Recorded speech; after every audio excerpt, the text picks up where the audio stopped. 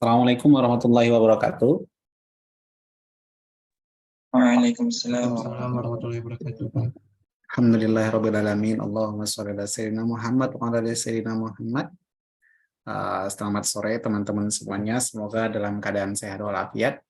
Insya Allah sore ini kita lanjutkan perkuliahan kelas besar bersama saya. Pada kesempatan ini kita akan membahas fintech lain. Setelah pekan lalu kita bahas tentang fintech peer-to-peer lending atau peer-to-peer financing, maka sekarang kita akan bahas tentang securities crowdfunding. Nah, ini salah satu fintech paling muda di Indonesia ya, dan salah satu fintech juga yang sekarang pertumbuhannya sedang bagus-bagusnya, namun penyelenggara fintechnya belum terlalu banyak. Masih sekitar dalam belasan gitu. Jadi kita akan membahas tentang securities crowdfunding pada sore hari ini insya Allah. Sebagaimana biasa teman-teman yang memungkinkan open cam silahkan open cam. Nanti kita akan sebagai kita akan lanjutkan juga nanti dengan sesi diskusi insya Allah di akhir. Oh ya, selain diskusi hari ini kita juga ada kuis ya. Menutup perjumpaan barang saya di awal ini, setelah bahas peer-to-peer dan SCF, maka nanti akan ada kuis seputar peer-to-peer dan SCF, dan di akhir sesi nanti insya Allah. Nanti mungkin kan setelah ini kita ketemu di akhir semester ya. Di akhir semester insya Allah mungkin ketemu lagi 2 pertemuan lagi terkait CBDC dan kripto. Nah, tapi nanti coba kita lihat topiknya relevan nggak untuk teman-teman. Nah, tapi yang pada sore hari ini insya Allah kita akan bahas securities crowdfunding, salah satu fintech yang paling baru di Indonesia.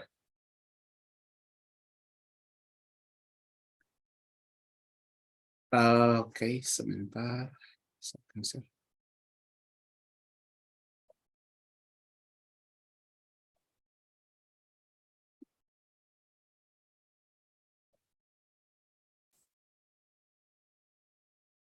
Tapi sebelum itu teman-teman ada yang sebelumnya pernah dengar tentang securities crowdfunding nggak ya? Ada yang pernah dengar securities crowdfunding sebelumnya?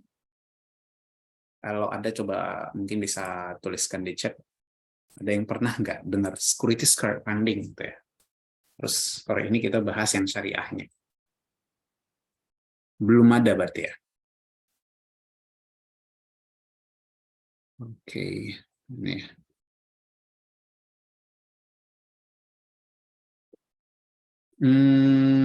Oke, good. Jadi setelah teman-teman kemarin mungkin sudah mendapatkan penjelasan dari Ibu dosen sebelumnya terkait ragam-ragam fintech syariah di Indonesia, maka salah satu fintech itu adalah ada fintech yang disebut dengan securities crowdfunding, atau kita sebutnya biasanya SCF. Nah, SCF syariah tentunya yang kita bahas pada kesempatan kali ini. Jadi crowdfunding nanti kan yang akan kita bahas adalah satu dari sisi pengertian gitu ya, terus regulasi, skema dan akad-akadnya, terus startup fintech syariah Indonesia, terus nanti ada diskusi dan ada kuis juga. Tapi sebelum itu juga nanti akan ada beberapa pembahasan pihak-pihak yang terkait dalam securities crowdfunding dan seterusnya. Nah, sebelum itu saya pengen tanya deh, ada yang pernah donasi di Kitabisa? Ada yang pernah donasi di Kitabisa nggak? Dan yang kedua, adakah teman-teman yang pernah berinvestasi di saham, membeli saham? Mungkin boleh raise hand atau boleh ketik gitu. Ada nggak yang pernah berdonasi di Kitabisa? Kalau tahu Kitabisa kayaknya tahu lah ya. Nah, oke. Oke, kita bisa. Kalau yang investasi saham ada? Pernah investasi saham? Oke, pernah, tapi bukan di Kitabisa. Oke. Yang saham, ada yang pernah investasi saham nggak ya? Ada 2 pertanyaan. Oke, rata-rata kita bisa. Nah, baik. Nah, kita akan bahas, ada ketersinggungan terkait ini nanti ya, ketika kita akan membahas ini, ketika kita membahas crowdfunding gitu ya. Jadi, tapi sebelum itu kita tahulah ya, yang dilakukan oleh Kitabisa itu adalah crowdfunding. Tapi nanti ada macam-macam crowdfunding. Jadi intinya crowdfunding itu apa ya? Gotong royong gitu ya, urunan. Nah, itu crowdfunding. Jadi securities crowdfunding juga urunan juga gitu ya, atau ngumpulin modal, ngumpulin uang dari banyak orang, kira-kira seperti itu. Yang dilakukan Kitabisa itu adalah crowdfunding. Itu juga pengumpulan secara berjamaah, kira-kira seperti itu ya, urunan secara gotong royong. Makanya crowdfunding ini memang ada beberapa jenisnya gitu ya. Nah, jadi crowdfunding itu ada 4 jenis. Satu, ada namanya crowdfunding yang donation based. Itulah Kitabisa tadi, crowdfunding untuk berdonasi. Jadi ya udah, namanya kita donasi ya, uangnya dikasih selesai, kira-kira gitu ya kalau donation based. Terus yang kedua, ada fintech yang bukan fintech. Crowdfunding yang pertama Kitabisa, selain Kitabisa juga sekarang makin banyak kok ya. Bahkan sekarang platform-platform zakat, infak, sedekah, yayasan-yayasan sosial itu bisa masing-masing buatin platform untuk crowdfundingnya. Kayak ada benihbaik.com, berkah wakaf, dan lain sebagainya. Jadi banyak lah yang sekarang ada wecare.id dan seterusnya. Itu namanya crowdfunding yang berbasis donasi, gitu ya, donation based crowdfunding. Terus yang kedua ada namanya reward based crowdfunding. Crowdfunding berbasis reward.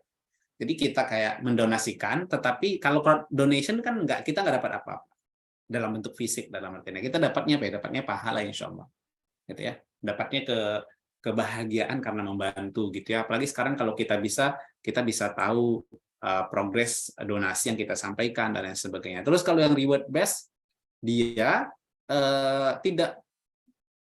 tidak serta-merta seperti donation based, tetapi dia ada rewardnya. Mungkin teman-teman nggak tahu ya kalau apakah familiar dengan pesawat apa ya? Ada yang tuh nggak pesawat yang sedang dikembangkan oleh PT Dirgantara Indonesia dengan keluarga almarhum Bapak B.J. Habibie ya, R80 kalau tidak salah ya. Nah, itu juga itu untuk membiayai proyek pengembangan pesawat itu salah satunya dilakukan melalui crowdfunding di Kitabisa juga, tetapi ada rewardnya.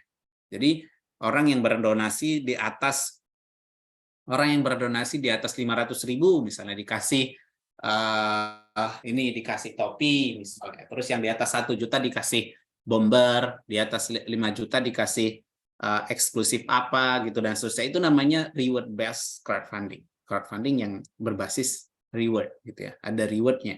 gitu. Tapi bukan berarti itu kayak apa ya, serta-merta menggantikan uang atau dana yang kita salurkan, tetapi itu semacam hadiah saja seperti itu ya. Jadi siapa yang bisa memberikan, ya, siapa yang berdonasi setingkat ini akan dapatkan hadiah ini, setingkat ini hadiah ini, dan lain sebagainya.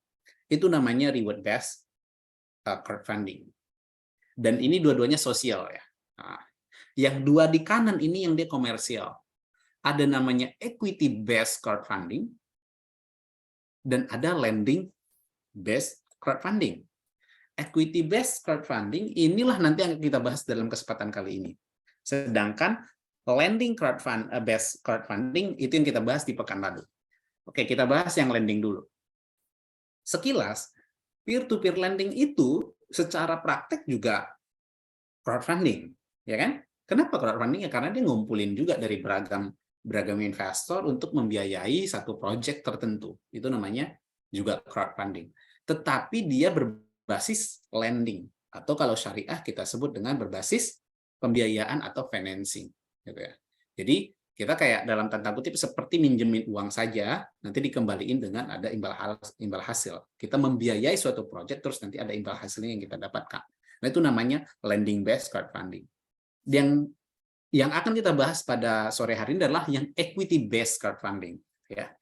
Jadi sebuah crowdfunding yang kita urunan untuk suatu usaha, urunan untuk suatu project, dan kita memiliki ekuitas dari project tersebut atau dari perusahaan tersebut atau memiliki sahamnya gitu ya. Kalau yang sebelah kanan lending itu hanya dalam tanda kutip minjamin saja, selesai projectnya selesai. Nah, yang equity based itu kita punya sahamnya di sana. Nah, inilah nama yang akan kita bahas pada kali ini. Securities crowdfunding itu berbasis, salah satunya berbasis ekuitas. Selain berbasis, jadi ada efeknya, ada ekuitas, dan ada juga EBU, efek berbasis utang, gitu ya. Nah, tentu yang syariah, efek berbasis utang syariah itu apa? Nah, teman-teman ada yang bisa jawab nggak? Efek berbasis utang syariah itu apa? Nah, yang benar nih saya kirimin buku. Bisa ketikin deh. Kita hitung sampai 5. EBUS, efek berbasis utang syariah. Oke, yang paling cepat Abdul Hussein. Nanti catat. Nah, ini ada kebetulan. Nanti minta tolong. Nah, ini kebetulan ada tim saya yang bantu saya pada sore hari ini. Joharat, nanti catatin ya, yang jawab yang pertama. Abdul Hussein. Nah, sukuk benar. Jadi yang diterbitkan oleh securities crowdfunding itu bisa berupa saham dan efek berbasis utang syariah, yaitu sukuk. Itu yang akan kita bahas pada kesempatan sore ini. Jadi ketika dengar teman-teman dengar crowdfunding, maka harus sama-sama tahu yang mana crowdfunding itu crowdfunding apa nih. Jadi saya tuh sering banget karena di AFSI saya handle program-program yang berbasis research, terutama melayani teman-teman juga yang mahasiswa yang penelitian. Sering yang datang bawa proposal penelitian ke saya itu belum duduk gitu pemahamannya terkait crowdfunding. Dia pengen bahas crowdfunding, Kak. Saya tanya, kamu bahas crowdfundingnya ini crowdfunding, securities crowdfunding atau peer-to-peer lending? Itu Pak, yang ini Pak, yang fintech itu gitu. Yang fintech itu yang mana nih gitu kan. Nah, ketika didudukkan ternyata yang dimaksud adalah peer-to-peer. Nah, di Indonesia walau peer-to-peer lending itu secara teknisnya itu adalah crowdfunding, tetapi secara regulasi dia tidak disebut crowdfunding. Dia disebut dengan fintech peer-to-peer lending atau peer-to-peer financing. Nah, itu jadi sama-sama harus ngerti juga tuh. Jadi nggak bilang fintech alami, etis, kazua, dana syariah itu kemarin melakukan crowdfunding nggak secara teknisnya crowdfunding nggak? Ya crowdfunding, mengumpulkan urunan dana dari investor untuk biaya suatu project dan seterusnya. Tapi itu bukan di Indonesia tidak disebut dengan crowdfunding. Yang disebut dengan crowdfunding secara regulasi adalah yang securities crowdfunding. Itu yang kita bahas pada sore hari ini, insya Allah. Oke, jadi SCF itu apa? Ini definisi yang simpelnya. Saya ambil dari OJK. merupakan metode pengumpulan dana dengan skema patungan. Nah, kan konteksnya crowdfunding itu patungan. Dengan skema patungan yang dilakukan oleh pemilik usaha untuk memulai atau mengembangkan bisnisnya. Jadi kalau ada orang yang ingin mengembangkan bisnis atau memulai usaha, itu bisa memanfaatkan ini. Nantinya investor bisa membeli dan mendapatkan bukti kepemilikan. Itulah yang tadi disebut dengan equity base, berupa saham, obligasi, atau sukuk dari usaha tersebut. Dengan SCF, investor dan UMKM atau startup yang membutuhkan dana dapat mudah dipertemukan melalui platform online. Nah, yang lainnya, penerbit atau penghimpun dana dapat berupa PT, CV, firma, koperasi, dan persekutuan perdata lainnya. Nah, jadi dari sini juga kelihatan bahwa yang sukuk salah satu layanan yang bisa dilakukan oleh SCF itu adalah sukuk. Jadi bisa saham, obligasi, atau sukuk. Tentu kalau yang syariah sahamnya saham syariah, ya kan? Terus sukuk. Dan yang kedua SCF ini juga bisa memfasilitasi si investor dengan si UMKM yang membutuhkan dana. Kira-kira seperti itu.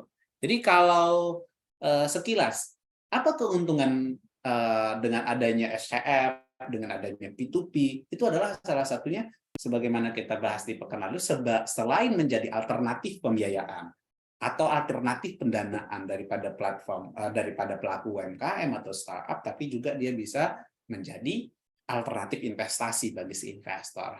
Nah, jadi kira-kira gambaran sederhananya adalah di sebelah kirinya ada UMKM, dia butuh dana, terus dia datang ke fintech SCF, terus fintech SCF membuat platform untuk patungan daripada para investor untuk berinvestasi di perusahaan mereka atau di proyek mereka. Ini secara sederhananya seperti itu. Tapi karena kita orang pembelajar ilmu ekonomi dan keuangan syariah dan bagaimana pembelajar ekonomi dan keuangan lainnya, kita juga harus tahu definisi secara regulasinya yang mana. Nah, kalau di regulasinya itu di POJK 57 2020 dan POJK 16 2021, fintech SCF syariah itu adalah penawaran efek syariah, saham dan sukuk melalui layanan urun dana berbasis teknologi informasi atau LUDBTI. Adalah penyelenggaraan layanan penawaran efek yang dilakukan oleh penerbit untuk menjual efek secara langsung kepada pemodal melalui jaringan sistem elektronik yang bersifat terbuka. Kira-kira seperti itu. Nah, jadi kalau misalnya sekilas kita lihat, kalau dulu kita dengar investasi saham, kita investasinya di mana? Melalui apa? Melalui bursa efek, ya kan? Nah, sekarang yang bisa IPO untuk bisa listing di bursa efek itu susah nggak? Susah banget. Bisa nggak UMKM ujuk-ujuk listing IPO kayak Gojek, kayak Blibli dan Tiket.com kemarin, dan lain sebagainya? Nggak semudah itu. Nah, sekarang UMKM itu bisa menerbitkan saham, gitu ya, bisa menerbitkan saham. Nah, jadi ini adalah kemudahan untuk para UMKM. Nah, kalau kemarin kita bahas peer-to-peer lending, dia mungkin bilang gini ya, kalau peer-to-peer lending kan basisnya pembiayaannya, aku pengen jual aja saham aku deh gitu, jadi aku nggak punya utang gitu kan. Nah, kalau dia saham ya, jadi kan yang dilepas adalah sahamnya. Jadi itu opsi yang bisa dimanfaatkan saat ini gitu. Jadi UMKM sekarang bisa go public. Jadi kalau Mas Abdul Hussein punya usaha bagus gitu dan dia pengen buka cabang dan seterusnya, itu bisa melalui fintech SCF ini gitu. Nah, jadi kalau kita lihat sekilas contoh, bahkan sekarang teman-teman nanti akan kita kasih lihat beberapa contoh fintech SCF ya. Tahu Sorcelly ya, ini teman-teman cewek biasa suka Sorcelly, bahkan ada Indomart atau Alfamart, itu buka cabangnya itu melalui fintech SCF ini, ngumpulin uangnya. Saya kasih contoh, kemarin kita bahas tentang ayam geprek, ya kan? Kita bahas ayam geprek, ada mahasiswi ikut PKM kewirausahaan, bagus ayam gepreknya, terus disupport oleh kampus untuk dapat sertifikasi halal, izin usaha, dan seterusnya. Terus suatu saat Bu Dekan pesan 25.000 bungkus untuk acara wisudaan. Nah, akhirnya butuh uang sekitar 1,5 miliar akhirnya mengajukan pendanaan ke fintech peer-to-peer lending. Kita masih bahas si ayam geprek sekarang. Sekarang ayam geprek, kemarin saya lupa sama siapa ya namanya. Ayam gepreknya Mbak Dinar kalau tidak salah. Ayam gepreknya Mbak Dinar ini tadi, karena dipesan oleh dekanat tadi, makin familiar. Akhirnya punya cabang, akhirnya punya outlet yang bagus gitu ya. Unik lah pokoknya. Enak dan seterusnya, pelayanannya bagus dan seterusnya. Akhirnya banyak yang suka gitu ya. Nah, UPN kan ada 2 kampusnya ya. Ada di Pondok Labu, ada di Limo. Ya. Limo tuh sering saya lewatin tuh kalau dari Pondok Cabe ke Depok. Terus teman-teman ini juga denger ya, wah kayaknya di dekat UPN ada ayam geprek, enak banget. Itu punya mahasiswi gitu. Akhirnya banyak tuh orang dari Limo kadang kalau ada urusan administratif ke Pondok Labu mampir gitu beli ayam geprek ini tadi. Terus akhirnya kalau ada acara-acara pesan via Gojek, via GoFood, via GrabFood, ShopeeFood dan seterusnya.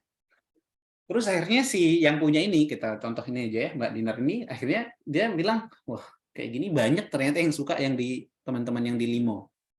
Gitu kan. Nah, akhirnya familiar dan seterusnya. Akhirnya berniat buka cabang di Limo. Oke, buka cabang. Maka setelah dipikirkan kan anak ekonomi syariah ya, dan di teman-temannya ada orang akuntansi jago-jago, setelah dihitung-hitung modal buka cabang ini, sewa tempat berapa tahun, alat-alat dan seterusnya, maka terdapatlah atau terhitunglah bahwa modal untuk buka cabang di Limo itu adalah sekitar misalnya adalah 3 miliar. Sedangkan si ayam gepreknya Mbak Dinar ini, dia kira-kira bisa investasi itu cuma 1 miliar. Berarti dia butuh berapa lagi? 2 miliar lagi untuk buka cabang. Daripada dia ngutang ke bank, gitu dalam tanda kutip, atau melakukan pembiayaan ke bank, atau melakukan pembiayaan ke P2P, maka dia pengen lepas saham yang cabang yang di Limo. 22 miliarnya dilepas sahamnya ke publik melalui fintech securities crowdfunding.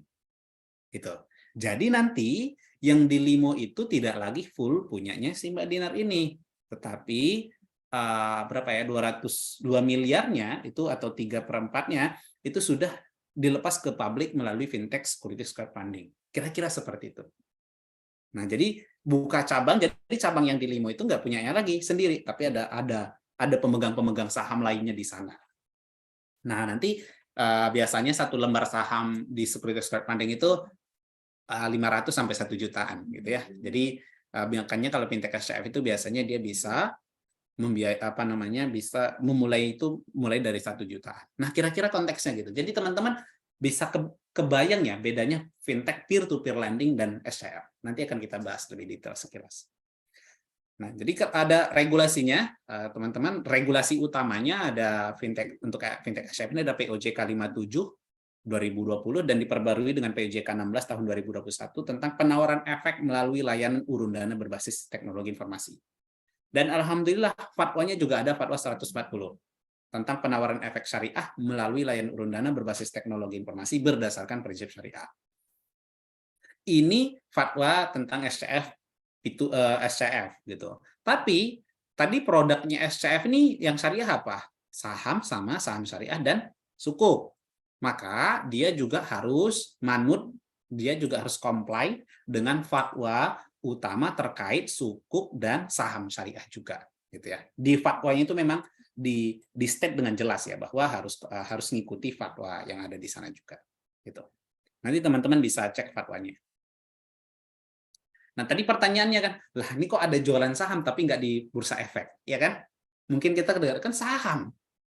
Kok bisa jual saham ke publik padahal nggak di bursa efek? Di bursa efek kalau IPO mereka nyari dana sampai berapa? Triliunan kan? Nah, kalau kita UMKM nggak butuh triliunan untuk IPO, untuk buka cabang.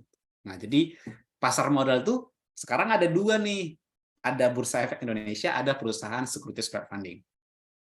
Jadi fintech SCF juga sebagai penyelenggara pasar efek di pasar modal gitu ya. Jadi ada 2 gitu. Ya di securities crowdfunding ini juga nerbitin saham dan sukuk. Itu kira-kira teman-teman untuk konteksnya, untuk terkait pasar modal. Nah, pertanyaannya, kalau tadi nih IPO itu kan kalau nggak salah, nggak tahu saya, mungkin nanti teman bisa konfirmasi ya, nggak ada batasannya berapa dana yang mau didapatkan gitu ya, dan seterusnya. Nah, kalau di securities crowdfunding itu ada batasannya. Kemarin yang peer-to-peer berapa batasan pembiayaannya? Ada yang masih ingat nggak? Yang peer-to-peer, berapa maksimal pembiayaan yang diajukan di peer-to-peer? Boleh cek. Peer-to-peer berapa? 2 miliar. Kalau fintech securities crowdfunding, kira-kira lebih rendah atau lebih tinggi? Lebih tinggi, yaitu 10 miliar. Gitu. Jadi bisa nerbitin saham atau sukuk senilai sampai 10 miliar. Jadi lumayan ya. Jadi kalau mungkin tadi, makanya konteksnya kayak tadi tuh, mungkin di awal-awal oke, berbasis pinjaman dulu nih gitu ya. Biayain project terus sudah bagus, ya udah bukainnya pakai jual sahamnya gitu ya. Jadi jual saham. Dan dulu kan kalau kita punya usaha bagus yang kita bisa ajak untuk investasi itu siapa ya? Kalau kita awal-awal. Ada yang bilang 3F, 3F. Pertama adalah friends, yang kedua family. Kalau kita punya bisnis awal nih, yang mau invest biasanya adalah teman dekat, friends, family. F1-nya apa? Yang bisa jawab saya kasih hadiah juga deh. Friends, family. Saya baru dapat apa? Beberapa hari lalu ikut kuliah venture capital, terus saya dapat ini. Jadi biasanya kalau awal itu orang yang itu mau investasi terhadap usaha baru itu adalah 3. Friends, family, and fools. Jadi orang yang nggak ngerti gitu ya. Jadi mau aja invest gitu ya. Itu candaan orang-orang investasi ya. Jadi awal-awal tuh kalau di early stage ya orang yang bisa kita ajak nih, siapa?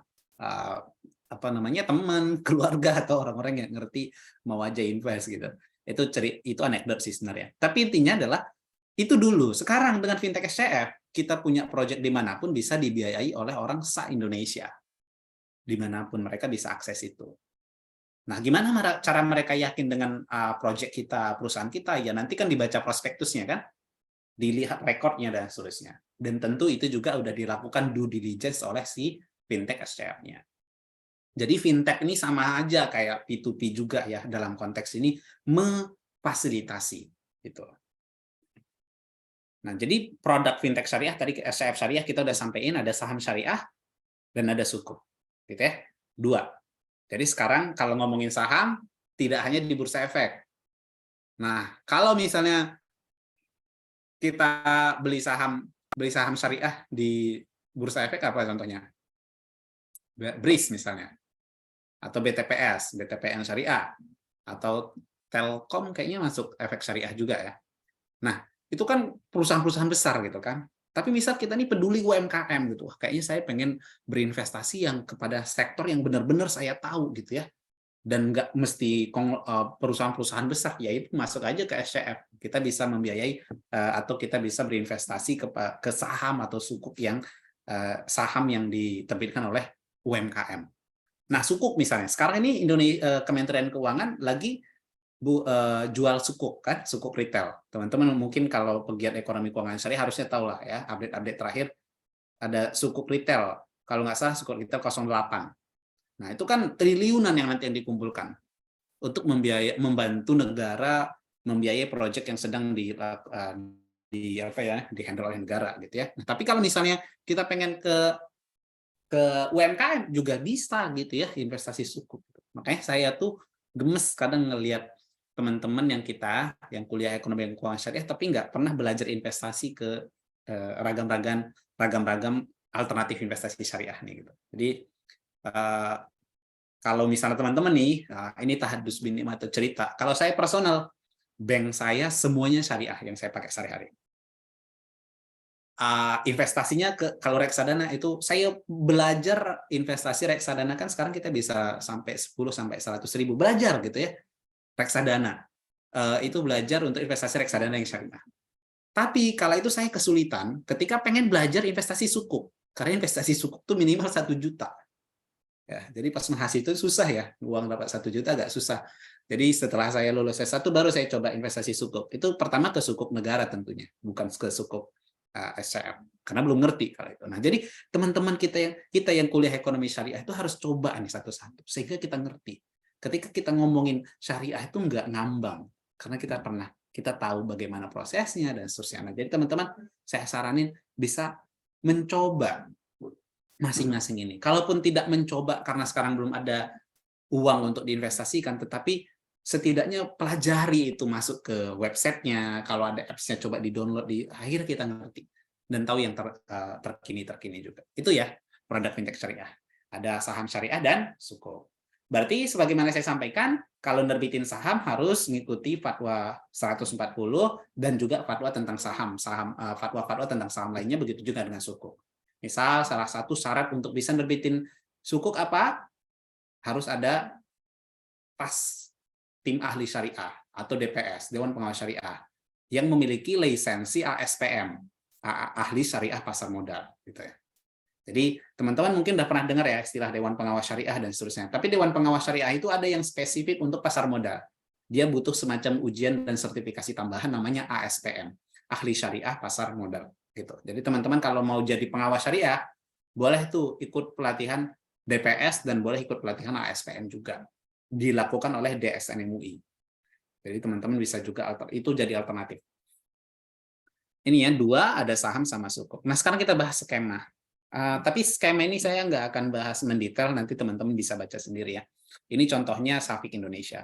Ini skema proses saham ya, sebagaimana biasa ya, kalau namanya saham ada akad yang biasa digunakan adalah akad musyarakah musahamah atau syirkah musahamah ya.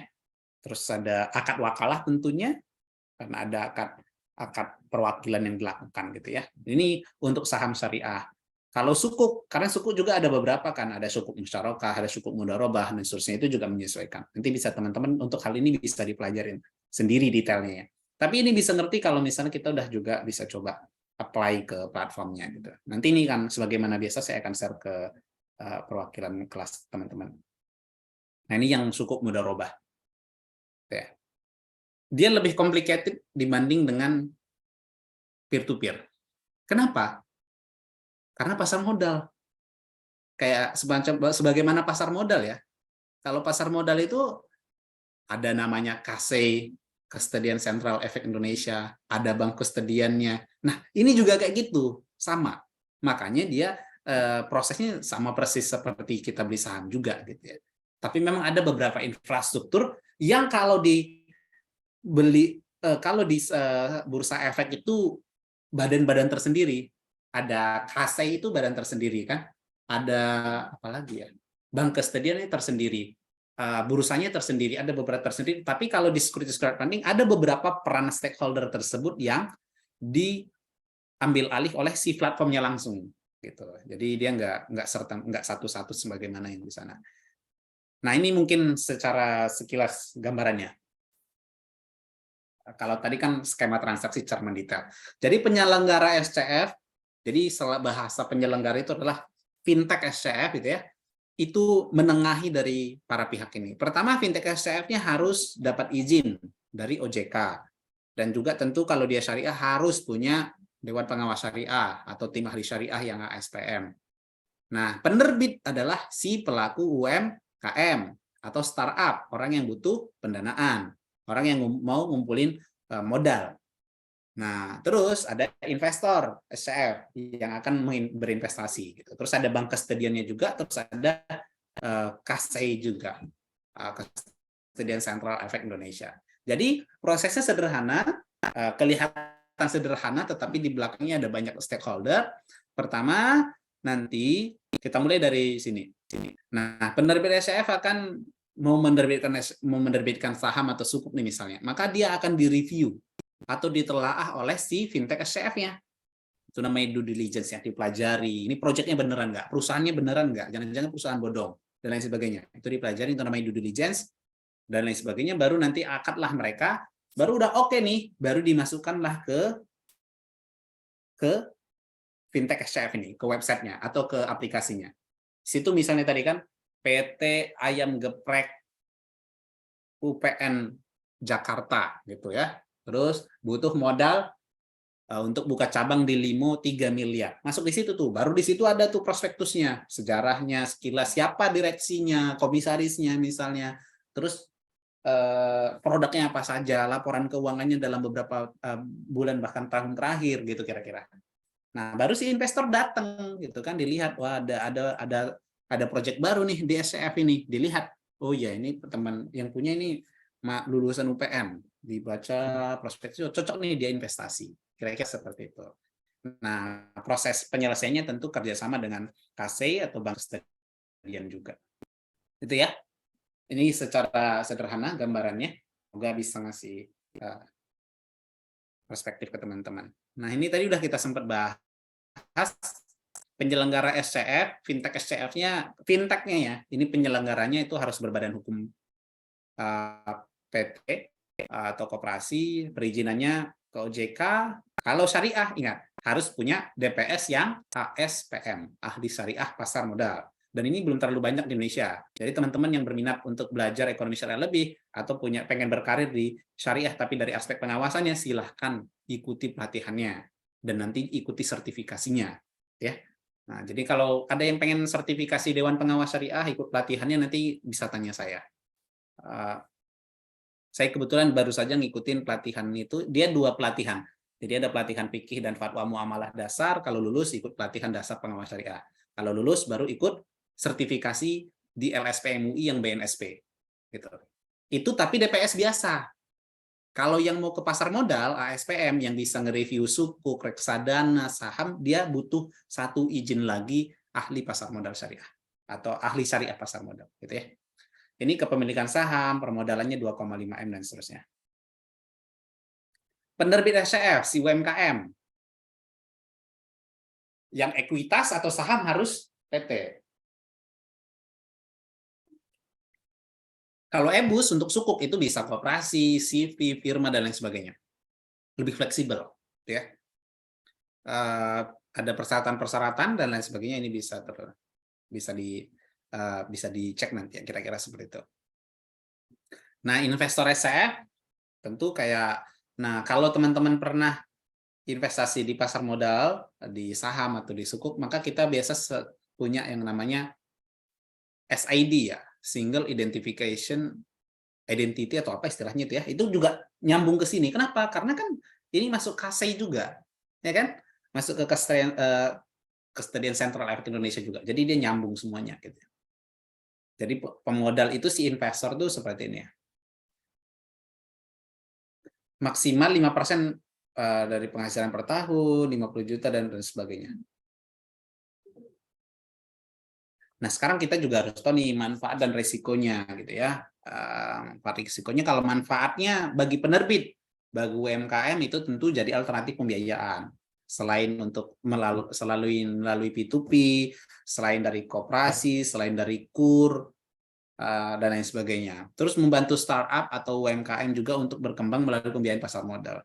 Ini kan sebenarnya kalau kita menerbitkan sukuk atau saham di SCF, atau kita melakukan pembiayaan, mengajukan pendanaan di fintech peer-to-peer, itu kan sebenarnya juga membangun reputasi dari usaha yang kita punya. Ya kan? Nanti kelihatan terus gitu. Sama kayak gini, kayak teman-teman beli sesuatu di e-commerce gitu ya, ketika beli di Shopee, Tokped, atau Bukalapak. Kita bisa lihat kan, barangnya si seller ini udah berapa terjual. Gitu ya. Kita juga bisa lihat itu ketika kita ke fintech SCF atau P2P. Dia ini udah berapa kali pembiayaan. Dan dia biasanya tepat waktu atau tidak, dan seterusnya. Itu kan membangun reputasi si perusahaan juga. Itu bagi si UMKM, bagi penyelenggara, bagi fintech tentu itu membantu perusahaan startup untuk berkembang. Terus bagi pemodal, nah alternatif investasi. Terus pemilik suatu perusahaan dengan bisa memiliki suatu perusahaan dengan modal minim untuk saham. Teman-teman sekarang kan Indonesia Kementerian Keuangan lagi mau menerbitkan sukuk ya. Ini sukuk retail 018, bukan 08, 018 ternyata. Jadi sukuk retail nih, kita lihat berapa imbal hasil atau imbalannya. 6,25 itu yang untuk T3, untuk yang T5 itu 6,40 per annum per tahun. Ya. Fintech SCF kira-kira imbalannya berapa? Bisa nyampe 20%. 20% per annum gitu ya, per tahun. Jadi itu bisa jadi alternatif investasi juga. Tapi kalau namanya fintech, nah tapi ketika kita ngomongin return jangan juga lupa resikonya. Nah, sekarang kita lihat resikonya juga. Semuanya investasi itu tentu ada resikonya. Apalagi ini kan kita membiayai sektor real ya, langsung ke pelaku UMKM, langsung menggerakkan masyarakat, menggerakkan perekonomian masyarakat. Resiko bagi penerbit, si penerbit nih, si UMKM bisa aja gagal melakukan penghimpunan. Mau butuh 2 miliar ternyata kan dapat.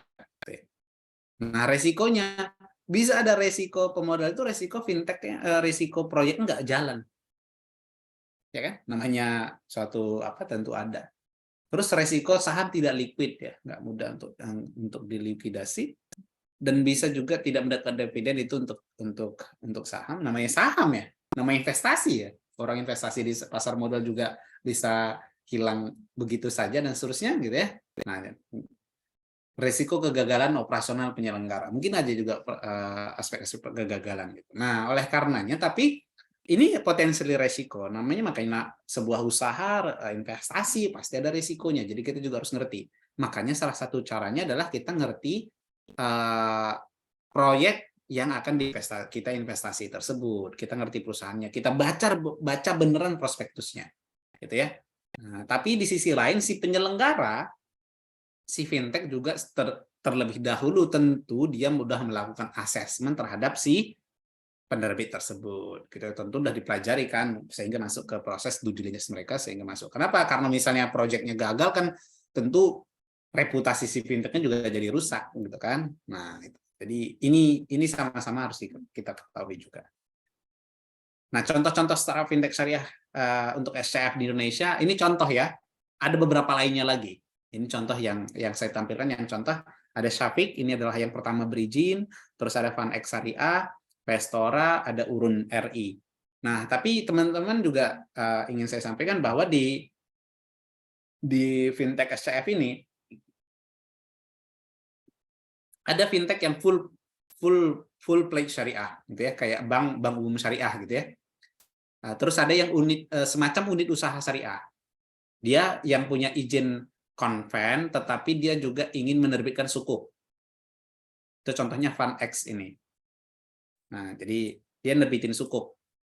Nah, nanti ketika dia nerbitin sukuk, kalau tentu dia nggak punya DPS yang nimbrung terus di operasional kan, tapi ketika mereka mau nerbitin sukuk, mereka akan buat tim ahli syariah ad hoc untuk nge-review sukuk gitu kan. Terus ada juga yang fintech yang full konvensional, SCF yang full konvensional. Jadi dia cuma jual saham konven dan obligasi. Gitu ya. Tapi FunX ini dia mau konversi ke full syariah insya Allah.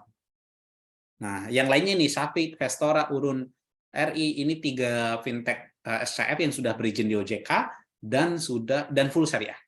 Full syariah. SCF Vestora sama Urun RI ini baru.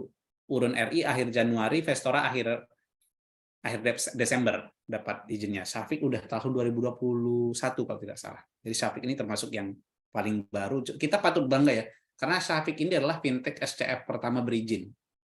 Tidak hanya syariah. Gitu ya. Sebelumnya ECF, equity crowdfunding, cuman memfasilitasi saham. Tapi yang sekuritis ini Syafiq. Nanti kita lihat. Nah, ini sekilas biar dapat gambaran ya terkait bedanya P2P sama SCF. Skemanya, yang SCF itu urun dana melalui penawaran efek. Kalau SCF itu layanan pinjam-meminjam atau pembiayaan. Produk dan jasanya kalau SCF itu saham dan sukuk. Kalau P2P pinjaman atau pembiayaan. Penerbit atau penerima dana kalau SCF itu bisa, kalau saham harus PT, kalau sukuk PT, CV atau koperasi. Kalau P2P, badan hukum atau perseorangan. Ya kan? Jadi seorang orang itu personal juga bisa jadi penerima manfaat dari P2P atau yang penerima dana atau si peminjam. Ya kan, makanya fintech konvensional tuh banyak ngesasar siapa? Orang-orang yang pay letter, ya kan? Itu kan dari fintech P2P banyaknya tuh. Pay letter tuh gitu ya. Yang jadi perseorangan juga bisa. Tuh nilai pendanaan SCF maksimal 10 miliar, P2P maksimal 2 miliar. Regulatornya sama-sama OJK, sama-sama DSN MUI, tapi beda departemen. Kalau SCF itu di bawah OJK Pasar Modal, Departemen Pasar Modalnya. Kalau P2P di bawah IKNB, Industri Keuangan Non-Bank. Gitu ya. Jadi dia punya POJK sendiri, tentu yang Departemen Regulasi juga sendiri. SCF pendanaannya pasti untuk produktif, karena dia untuk modal usaha atau untuk pengembangan usaha. Kalau yang P2P bisa untuk produktif dan konsumtif. Nah, termasuk tadi kan ada orang ke pinjol itu untuk beli handphone, untuk modal nikah, dan lain sebagainya. Oke, tapi kalau yang syariah, yang P2P-nya juga, kalau dengar masih ingat penjelasan saya kemarin, itu hampir mostly juga semuanya ke produktif. Itu kelebihan yang syariah. Gitu ya. Karena dia nggak membiayai orang-orang iseng gitu ya. Yang syariah itu nggak membiayai orang iseng, lagi buka Twitter, terus tiba-tiba datang ada ads yang lewat ya, butuh uang, nah 3 menit cair gitu ya. 3 menit cair gitu, terus klik, wah ya lumayan nih gitu ya. Terus dikejar-kejar sama pinjol. Nah, yang syariah nggak bisa kayak gitu. Yang syariah, uangnya mau dipakai apa? Nah, mau ngerjain project, ada pesanan ayam geprek, gitu kan? Nah, gitu. Nanti gimana? Kenapa itu bisa 3 menit bisa cair? Nanti kita bisa, mungkin teman-teman yang mungkin ada yang, saya yakin ada yang lagi magang di bank ya. Di bank mana bisa 3 menit cair pembiayaan? Kenapa yang di fintech bisa? Nah, nanti mungkin kita bisa bahas di pertemuan di akhir nanti ya. Kayaknya saya akan ubah materinya ya. Kalau di silabus itu kemarin dengan Bu Lili saya buat central bank digital currency sama kripto, tapi kayaknya terlalu berat. Jadi mungkin nanti kita bahas aspek-aspek pendukungnya, termasuk kenapa itu bisa jadi 3 menit bisa cair. Ya. Nah, kenapa? Ada namanya inovatif credit scoring. Jadi kalau misalnya teman-teman yang magang di bank sekarang, terutama yang marketing gitu, ketika atau yang di back office, kalau ada pembiayaan masuk, proposal pembiayaan masuk, maka dipelajarin kan perusahaannya, detail apa dan seterusnya gitu ya, berhari-hari bahkan visit gitu ya, nah, untuk bisa oh ya ini layak dibiayain. Nah kalau yang fintech yang konvensional itu dia bisa dalam 3 menit, kenapa? Nah saya kasih bocorannya, tapi nanti detailnya kita bahas kapan di pertemuan-pertemuan lain. Kira-kira seperti ini. Contoh Mas Abdul Hussein ini punya dia mau ya jangan sampai pokoknya ini pakai fintech konvensional itu P2P untuk pengen butuh uang 10 juta misalnya, tiba-tiba butuh uang 10 juta untuk anggaplah untuk modal usaha gitu ya, tapi butuh cepat gitu. Jadi lebih cepat memang yang di konvensional ya, karena konvensional itu ya kayak biasa ya, kayak ke bank yang ya udah minjem uang kan, bukan di pembiayaan gitu kan, minjem. Jadi dia akan masuk ke platform itu, terus Mas Abdul Hussein akan ditanya nomor handphone, akun Instagram, Facebook, mungkin juga akun sosmed lainnya, nomor handphonenya mungkin juga, atau nomor kode rekening listriknya, gitu ya, atau sosmednya, Gojeknya, Shopee-nya, itu ditanya. Jadi dimasukkan nomornya Mas Hussein ini ke suatu sistem atau suatu sistem yang namanya inovatif credit scoring ini, masukkan nomornya, nick-nya, itu langsung muncul cer gitu ya. Ini Abdul Hussein ini resikonya tinggi, rendah, menengah. Hijau, merah, kuning. Hijau, kuning, merah. Kira-kira seperti itu. Itu dilihat dari kebiasaan kita menggunakan telco, sosmed, e-commerce dan sebagainya itu. Itu kan kelihatan kebiasaannya kan. Oh iya dia sering belanja dan dia nggak pakai pay letter. Kayaknya dia punya kemampuan keuangan. Dilihat rekening listriknya. Wah, kemarin dia wah naik terus nih rekening listrik. Dia punya bengkel nih katanya. Dia rekening listriknya naik terus. Wah, ini berarti produksinya lagi bagus, ya kan? Berarti resikonya kecil karena produksi bagus. Nah, ternyata dia mungkin minjam uang untuk ini kita ngomongnya konvensional ya, makanya bahasa pinjaman. Dia minjam uang mungkin adalah untuk meningkatin bisnis, gitu kan? Tapi ada nih ini kayaknya listriknya telat bayar, terus makin kecil, kayaknya nggak produktif bengkelnya. Berarti dia bisa jadi minjam uang ini dalam tanda kutip untuk apa? Jangan-jangan untuk bayar hutang. Gitu. Resikonya beda ya.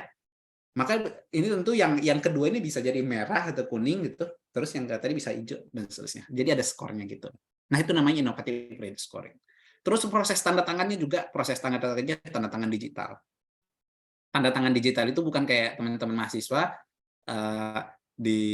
dipotoin baru di scan gitu ya. Dia udah terverifikasi ke Dukcapil. Nah, itu udah ada semua fintech-nya. Nanti kita bahas di pertemuan-pertemuan berikutnya insya Allah. Oke, kita lanjut ini tadi sedikit lagi. P2P sama SCF semoga udah ini ya, udah dapat gambaran. Nah, saya ingin sampaikan kembali bahwa SCF Syariah ini alternatif pembiayaan dan investasi masa kini. P2P juga. Tetapi sebagai mahasiswa ekonomi syariah, kita melihat SCF Syariah, P2P Syariah itu sebagai apa? Sebagai ladang baru untuk berjuang. Sebagai tempat baru untuk berkarya. Sebagai alternatif untuk berkarya di masa depan. Jadi, selain ke bank kan katanya ini jangan bercita-cita kerja di bank karena bank bakal ganti ini bla bla bla. Iya, mungkin ada potensinya, ada perubahan, ada pengurangan tenaga untuk itu, walau tetap aja akan butuh manusia. Tetapi sekarang ada alternatif lain yang namanya fintech. Jadi lulusan-lulusan UPN harusnya udah ngerti ada fintech dan apa itu fintech, apa saja penyelenggara Indonesia. Kira-kira kalau mau kerja di fintech butuh apa, ya kan? Itu sebenarnya tujuan perkuliahan kita ini, ngasih gambaran. Nah, tapi selain ngasih gambaran, semoga ada ngertinya juga gitu ya. Jadi ketika besok-besok ngomongin fintech, kamu tuh ngomongin fintech apa? Itu bukan crowdfunding secara regulasi Indonesia, itu P2P. Itu yang kayak pinjol yang konvensional. Kalau yang SCF, dia nerbitin saham sama sukuk. Kalau ini berbasis pinjaman. Maksimal 2 miliar. Kalau sukuk sama saham, maksimal 10 miliar. Gitu kan? Nah, ini ngerti. Harus sudah ngerti kira-kira. Regulatornya siapa? Ya OJK, sama-sama OJK, berizin di bawah OJK, satu di bawah IKNB, satu di bawah pasar modal. DPS-nya ada nggak? Harus ada DPS. Tapi khusus yang SCF, karena nerbitin saham sama sukuk, DPS-nya harus punya izin ASPM, ahli syariah pasar modal. Nah ini aja ngerti udah berhasil kuliah kita 2 pertemuan ini, gitu ya. Saya nggak expect banyak-banyak. Nah dan yang terakhir jangan juga hanya gunakan fintech yang berizin. Ya, fintech yang berizin. Hanya gunakan fintech yang berizin. Salah satu korban paling banyak fintech ilegal itu adalah guru. Baru mahasiswa juga. Gitu ya. Mahasiswa iseng. Nggak tahu buang untuk apa. Gitu ya. Nah, dan akhirnya karena dia tidak berizin, dia itu nggak bisa dikontrol. Wong dia nggak berizin. Makanya kalau kita itu ketipu pinjol ilegal, itu nggak bisa langsung dieksekusi oleh si IKNB. Kan pengawasnya IKNB kan? Tetapi yang mengawas, yang bisa ngelola, yang bisa kita ngadu kemana? Ngadunya ke Satgas Waspada Investasi. Nah, kalau misalnya fintech legal yang berizin kita pakai, terus dia melakukan kesalahan yang kita nggak pas, nah itu bisa kita laporkan ke asosiasinya atau ke OJK-nya, yang ke pengawasnya. Gitu. Jadi hanya gunakan fintech yang berizin. Saya contoh kemarin kita udah sempat saya sampaikan bahwa yang hanya boleh diakses oleh fintech legal yang berizin adalah 3. Namanya camilan, kamera, mikrofon, location. Nah, itu juga nanti kita bahas ke scoring sama EQYC. Nah, kalau di bank disebut dengan KYC, know your customer, ya kan? Mengetahui profilnya. Kalau di fintech namanya EQYC, electronic know your customer. Jadi itu adalah prosesnya. Dengan foto, kenapa sekarang semuanya dikit-dikit selfie gitu ya? Itu namanya biometric verification. Jadi mata kita itu datanya itu kan udah bisa diverifikasi ini bener nggak sama KTP-nya dia punya, sesuai nggak data yang dimiliki oleh Dukcapil. Nah itu semua terintegrasi, gitu. Jadi itu suara itu juga salah satu cara verifikasi. Jadi hanya boleh diakses kamera, mikrofon, location. Selain itu, kalau misalnya kita daftar fintech nih, kebiasaan kita kan biasanya kita daftar aplikasi di internet itu kita nggak sempat baca langsung setuju gitu ya. Nah, kalau fintech jangan sampai seperti itu. Kalau kita buka aplikasi fintech apapun yang berizin, terus kalau atau kita dapat fintech, terus dia minta akses to selain 3 ini, kamera, mikrofon, sama location, itu udah pasti fintech atau pinjol ilegal atau fintech legal yang langgar aturan. Ya. Jadi itu langgar aturan. Kalau misal dia minta, yang paling sering diminta kemana? Yang pinjol ilegal. Ke storage sama kontak. Kalau kita macam-macam, dibongkar storage kita. Dicariin foto-foto kita. Atau apapun yang ada di sana. Atau diedit untuk disebarkan foto-foto kita dan seterusnya. Nauzubillah kalau yang cewek mungkin lebih potensi lebih parah gitu ya, bisa diedit dan sebagainya. Itu kalau yang storage.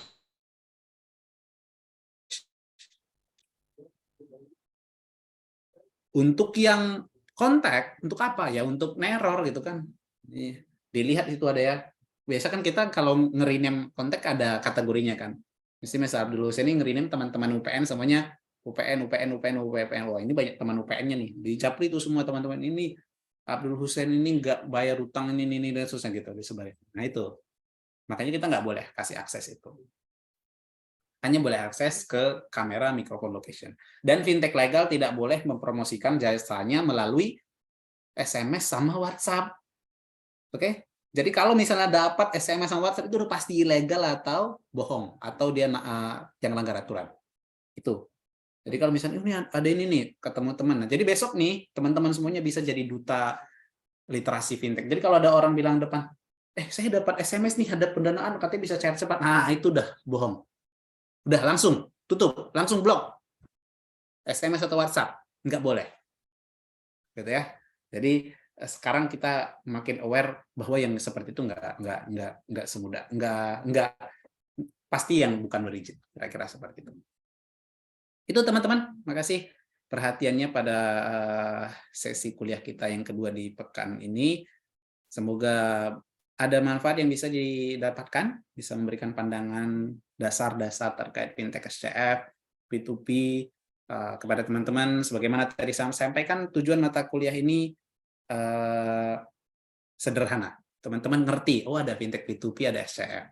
Oh P2P itu basisnya lending. Yang SCF basisnya ekuitas sama suku, dan seterusnya. Pengawasnya ini, dan seterusnya. Itu. Jadi kita bisa itu yang harapan saya untuk bisa dapat memahami ini masing-masing semuanya. Kalau ada pertanyaan dipersilahkan, mungkin ada yang ingin dikonfirmasi dari apa yang saya sampaikan tadi terkait apapun itu ya, terkait fintech ini A to Z-nya, feel free untuk mendiskusikannya. Silahkan kalau ada. Bisa raise hand, bisa juga tulis di chat.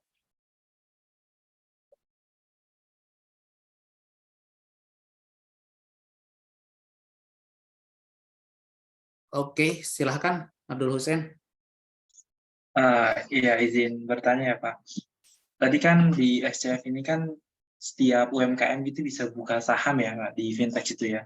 Bagaimana kalau perusahaan fintech antar fintech itu saling buka saham di fintech lainnya gitu? Itu bisa nggak kira-kira Pak kalau kayak gitu? Satu UMKM buka di beberapa gitu ya? Iya, satu UMKM dibuka di beberapa fintech sih ya benar. Atau datanya itu udah terintegrasi sama semua fintech. Oke. Ini pertanyaan bagus. Saya karena ini pertanyaannya terkait integrasi, maka saya kasih konteks yang P2P dulu. Yang P2P itu, Susan dia punya namanya FDC, Fintech Data Center. Ya. Itu kalau misalnya kalau teman-teman semacam BI checking atau SLIC-nya OJK. Gitu ya. Jadi ketika misal nih Mas Abdul Husain nih, karena ada berapa fintech P2P Indonesia itu ada 102, 7 yang syariah. Misal nih, ngajuin pembiayaan sekaligus ke 5 fintech. Nah, itu ketahuan tuh, nyambung di fintech data center karena mereka terintegrasi semuanya. Gitu ya. Yang di SCF juga tentu punya skema yang seperti itu. Kalaupun dia bisa membukanya, tentu ada prosedur-prosedur yang harus dilaluinya, gitu ya. Nah, tergantung kemampuannya juga kan mungkin kalau secara sistem namanya ini sudah pasar modal ya, dan pasar modal itu kan kita sama-sama tahu itu sangat rigid terintegrasi satu sama lain, maka dia otomatis ini semuanya sudah terintegrasi seperti itu. Tapi yang paling kompleks sekarang atau yang paling apa namanya kita sebut dengan yang paling ready infrastrukturnya itu adalah yang disebut dengan yang P2P ya, fintech data center. Kenapa? Karena yang P2P kan yang paling ini ya, yang paling populer kan, yang paling mudah dimanfaatkan orang juga. Kenapa? Karena yang fintech, kalau fintech SCF kan yang bisa manfaatin tentu hanya perusahaan-perusahaan. Kalau misalnya kalau yang apa namanya yang P2P lending dia bisa dimanfaatkan oleh ini ya, oleh personal gitu ya. Jadi itu lebih high risk. Nah, kalau yang SCF misalnya, penyelenggara itu masih belasan gitu ya. Verifikasi internal aja sesama penyelenggara aja mudah melalui asosiasi. Nah, tapi kalau yang P2P itu juga dilakukan oleh asosiasi, tetapi dia untuk yang apa namanya dilakukan oleh asosiasi melalui namanya fintech data center. Ini saya tunjukkan website fintech data center. Jadi ada fintech data center ini namanya FDC. Ini asosiasi fintech pendanaan bersama Indonesia. Asosiasi fintech lainnya selain APSI. Jadi gini, itu untuk apa fintech data center tadi? Untuk bisa menghindari excessive lending, kredit yang jelek, dan juga untuk fraud ya. Jadi memang dia sentral semua gitu, data penyelenggara ini. Jadi di sini kalau misalnya memasukkan aplikasi pendanaan kepada beberapa platform dalam waktu bersamaan itu akan teridentifikasi. Ya. Ini fintech data center yang dilakukan oleh AFPI. Makanya kalau misalnya di AFPI ini yang menaungi fintech P2P syariah, P2P dan P2P syariah juga tentunya. Oh, ini bahasa Inggris. Saya coba Indonesia. Nah, dia ketika kita lihat ke websitenya, Mas Abdul itu langsung bisa lihat tuh. Biasanya dia tuh langsung ada tulisannya, dia terintegrasi FDC, fintech data center. Jadi dia itu udah terintegrasi. Jadi kalau misalnya ini Mas masukkan ke Adapundi ini yang konvensional terus juga yang ke Aktivaku ya itu akan ketemu secara langsung juga. Ini alami yang syariah gitu ya. Kira-kira seperti itu. Jadi dia kalau yang P2P justru lebih kompleks dan udah ada infrastruktur yang disebut dengan fintech data center yang tujuannya adalah untuk meminimalisir kredit bermasalah gitu ya. Jadi apa namanya FDC ini diharapkan bisa menanggulangi salah satu mitigasi itu. Jadi dia semacam BI checking-nya gitu ya. Dan ini dimiliki oleh asosiasinya. Asosiasi Fintech Pendanaan Bersama Indonesia ini asosiasi untuk peer to peer gitu. Mas Abdul. Silakan kalau ada yang lain. Oke.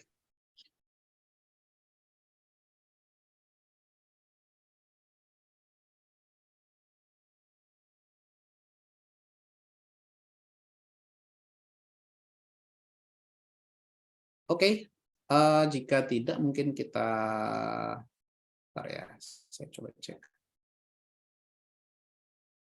Oke, mungkin iya saya lupa, saya belum tunjukin contoh real untuk fintech SCF. Kita tunjukin, kita akan mulai dari website Safik. Sebentar, saya share screen.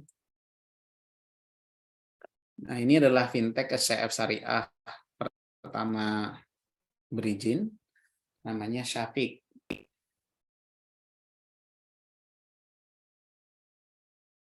Udah kelihatan belum ya? Udah ya? Oke, baik. Nah, jadi Syafiq ini urun dana digital syariah pertama berizin Indonesia. Jadi dia nih, kita lihat juga di sini ya, fintech-nya ini udah nyalurkan 166 miliar dana. Tentu ada 15.000 lebih investor aktif, ada rata-rata realisasi return of investment-nya gitu ya, 16% lebih, 16,9. Ya. Nah, ini daftar investasinya nih. Ini rata-rata nih sukuk mudharabah, sukuk musyarakah gitu ya. Nah, ini kita kayak biasa tuh. Dia butuh berapa nih? 800 juta, ada 3,7 M gitu ya. Mulai dari 1 juta rata-rata. Periode pengembalian juga ada gitu ya. Sekarang kita coba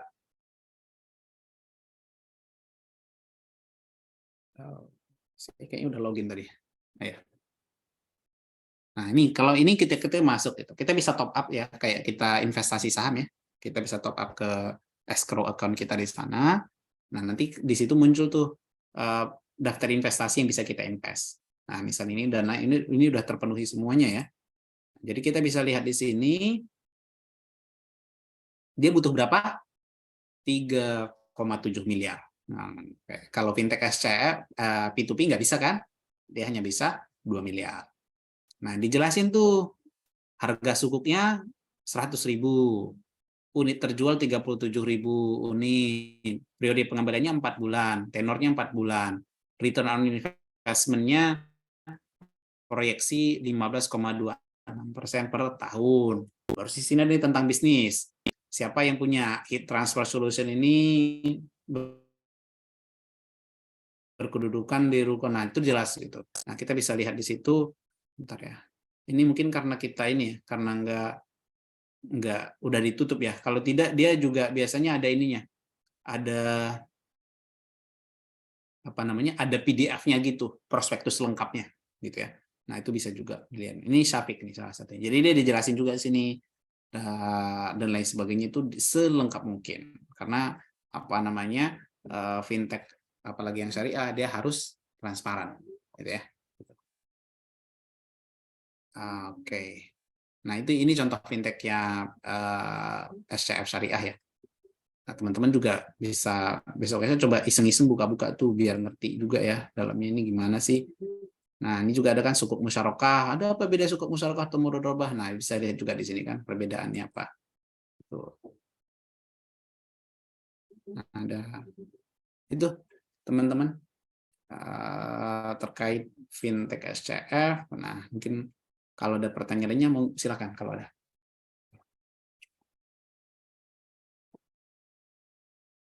Kalau nggak ada, kita lanjut dengan kuis. Mungkin bisa Johara mulai. Oh iya, nanti kuisnya juga yang paling mungkin 1 atau 2 terbaik kali ya. Nanti kita kasih hadiah juga. Tadi yang ngejawab sukuk tadi siapa? Oke, Mas Abdul Husain ya. Nanti saya catat. Tapi nanti hadiahnya di akhir sekalian ya. Johara bisa share screen-nya untuk kuisnya. Soalnya terkait SCF sama P2P. Silahkan Jo.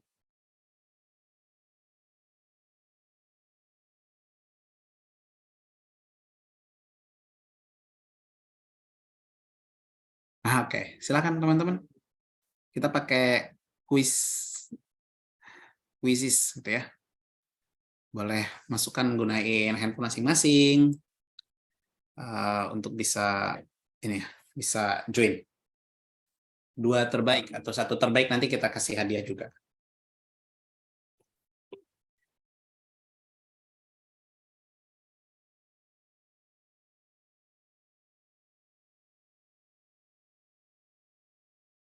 Nah, teman-teman yang pengen riset tentang fintech juga boleh tuh ngajuin apa namanya, misal minta data dari APSI juga boleh.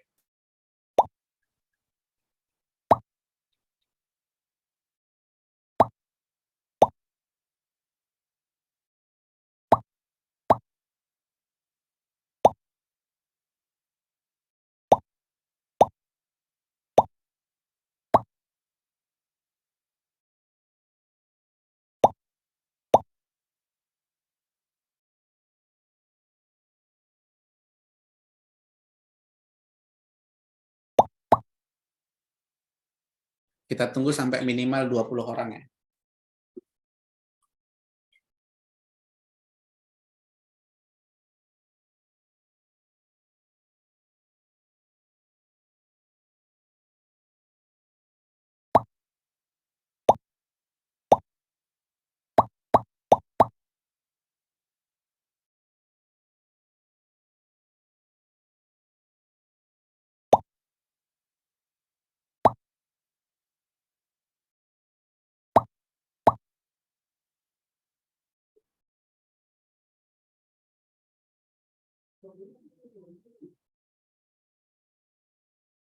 Oke, Zuhara kayaknya bisa mulai deh. Soal yang pertama.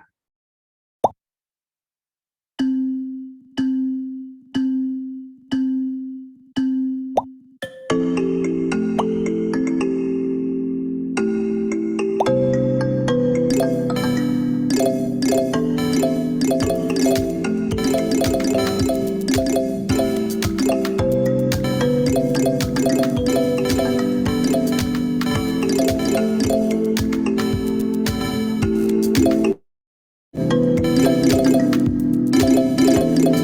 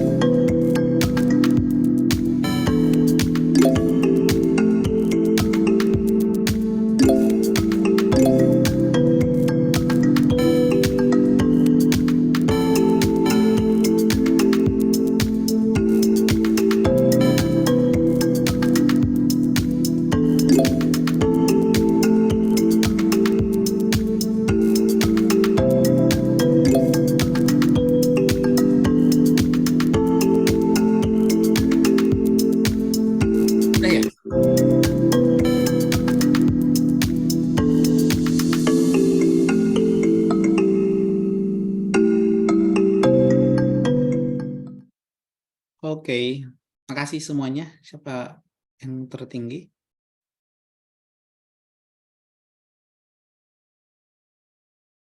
Oke. Oke, yang atas Jo. Oh, Ahmad Jahran ya, benar semua. Sama Khairul. Khairul 487. Oke, berarti yang kita kasih 2, Ahmad Jahran sama Khairul. Nah, berarti plus hari ini ada Mas Abdul Hussein. Oke, berarti ada 3 ya. Untuk hadiahnya nanti kita kirim di akhir semester. Bareng perkuliahan terakhir nanti ya, ada 2 pertemuan terakhir. Makasih semuanya. Terima kasih Johara juga sudah fasilitasi kuisnya. Teman-teman semuanya, terima kasih atas atensinya pada sore hari ini. Semoga apa yang saya sampaikan tadi bisa ngasih gambaran kepada teman-teman semuanya. Dan karena UPN adalah salah satu mitra dari Asosiasi Fintech Syariah Indonesia, jadi teman-teman bisa manfaatkan itu dengan sebaik mungkin. Misal dengan melakukan penelitian tentang fintech dan butuh data misalnya, atau juga bisa follow Instagramnya AFSI, Instagramnya anggota-anggota AFSI untuk bisa update terkait fintech Syariah Indonesia, dan juga mungkin terkait lowongan atau apapun itu ya. Nah, jadi feel free untuk memanfaatkan itu sebaik mungkin. Kami di Asosiasi Fintech Syariah Indonesia insya Allah dengan senang hati jika bisa membantu. Tapi semuanya kita mulai dari meningkatkan kapasitas diri dengan mengerti fintech syariah itu apa.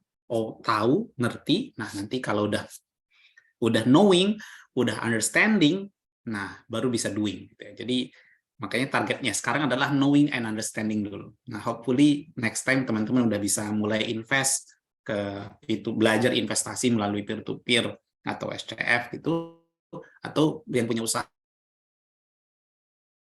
atau punya keluarga yang butuh permodalan bisa memberitahu bahwa ada alternatif untuk berinvestasi selain melakukan pembiayaan ke bank atau lembaga keuangan syariah lainnya. Terima kasih semuanya, sehat-sehat. Sampai ketemu di pertemuan berikutnya. Assalamualaikum warahmatullahi wabarakatuh. Waalaikumsalam warahmatullahi wabarakatuh. Banyak Pak. Makasih Pak. Tadi nanti Mas Ahmad Jahran tolong didata ya yang 3 tadi ya, nama-namanya. Baik Pak, udah saya catat Pak. Oke.